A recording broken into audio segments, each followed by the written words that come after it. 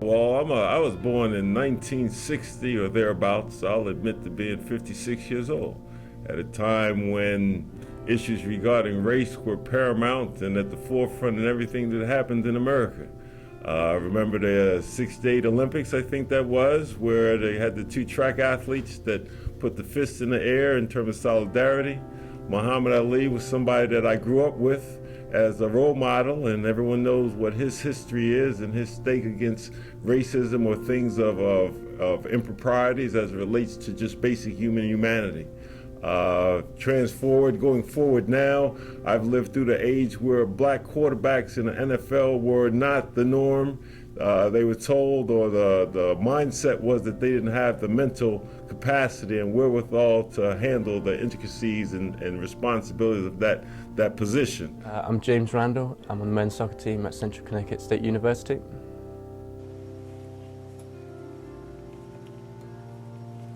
Well, I was a youth team player at Notts County Football Club in England. It was League One, and back in 2011 to 2013, for a year and a half now, our coaches, two of them, were making racist comments to our players, and sometimes outside of the football club when we're in a minibus towards training, shouting at some players, you know, on the road and stuff. And for a year we made a report of all the statements that happened, and we sent it to the director of the team, and the coaches got fired immediately, and they got a 6-month ban of international football, and that's basically it, really.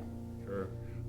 You look at the news now with the quarterback from San Francisco that's making his claims against the isms, racism, police brutality, and the like. So issues related to ethnicity, diversity, and racism are something that America's built on, something that we continue to work on to make better, for the better good of all, because we breathe the same dirty air, we drink the same dirty water.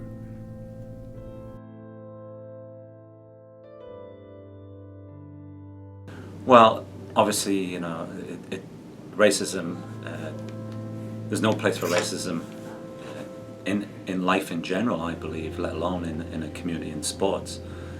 So people have to be sensitive to the different populations that are on campus, the different dynamics that are involved in sports, and there's no place of it. And I think every student athlete and every coach should be well educated and well versed on the sensitivity of racism, for sure.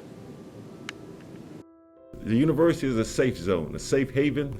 It's a multicultural, micro city, and when issues like that have the ability to be quite disheartening, to be personally and offensive, are dealt with swiftly, decisively. They follow a university protocol that could mean anything from dismissal to suspension or some type of penance that they'll have to pay going through the judicial process with Chris Dukes as well.